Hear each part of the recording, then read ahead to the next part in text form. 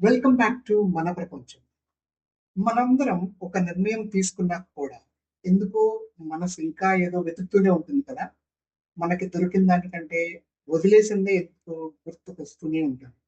ఈరోజు ఆ చిన్న ప్రశ్న గురించి మాట్లాడుకుందాం. ఎప్పటిలాగానే ఒకరోజు మా ఇంట్లో ఒక చిన్న షాపింగ్ ట్రిప్ జరిగింది.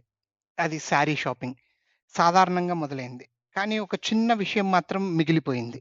షాప్‌లో ఆప్షన్స్ అన్నీ లైన్‌గా ఉన్నాయి. అన్ని కలర్స్, డిజైన్స్, బోర్డర్స్. ఒకటి చూస్తే ఇది బాగుందనిపిస్తుంది. ఇంకోటి చూస్తే అది కూడా వదిలేయకూడదనిపిస్తుంది. ఎంచుకోవడం కంటే వదిలేయడం కాస్త కష్టం అనిపించింది. చూసిన తర్వాత సరే ఆలోచించి ఒక శారీ అని ఫిక్స్ అయ్యాం.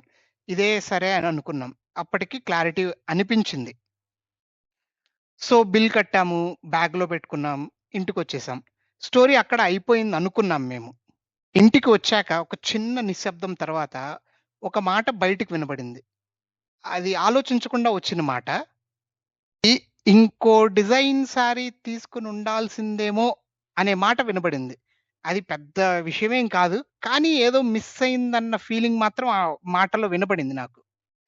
ఇందులో తప్పు లేదు. ఇది వీక్‌నెస్ ఏం కాదు. ఇది మనసు పనిచేసే విధానం. మనసు ఎప్పుడూ ఒక ప్రశ్న అడుగుతుంది. మరొకటైతే ఎలా ఉండేది? సో, శారీ గురించి మాత్రమే కాదు. ఇది షర్ట్ కొన్నాక వినపెడుతుంది. ఫోను తీసుకున్నాక మనం ఇంకో డిజైన్ ఇంకో మోడలొస్తే తీసుకుంటే బావుండేదేమో అనిపిస్తుంది. జాబ్ ఒకేళ మారిన తర్వాత కూడా అరే! ప్రీవియస్ దాంట్లో ఉంటే బావుండేదేమో, లేతే ఇంకో కంపెనీ ఆప్షన్ తీసుకుంటే బావుండేదేమో. సో, మనసెప్పుడు మెల్లగా చెప్తూనే ఉంటుంది. ఇంకొక ఆప్షన్ చూసుండాల్సిందేమో అని.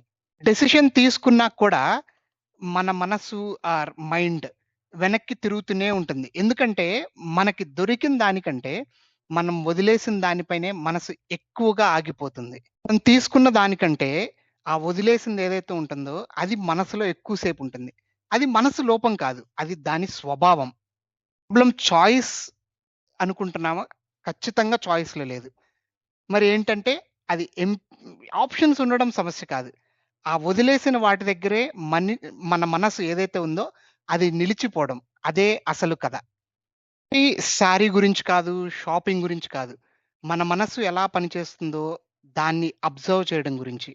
ఇది ఆబ్వియస్‌లీ ఫిలాసఫీ కాదు, రిలిజియన్ కాదు, లెక్చర్ కూడా కాదు. జస్ట్ అబ్జర్వ్ చేయడం. లైఫ్‌ని, మన మనసుని, మనల్ని. ఇది మన ప్రపంచం. మనిషిని అర్థం చేసుకునే ఒక చిన్న ప్రయత్నం. మీ లైఫ్‌లో కూడా ఇలాంటివి గుర్తొస్తాయా? కామెంట్స్‌లో షేర్ చేయండి. కలిసి ఆలోచిద్దాం. మన ప్రపంచం. Signing off. Thank you. Bye.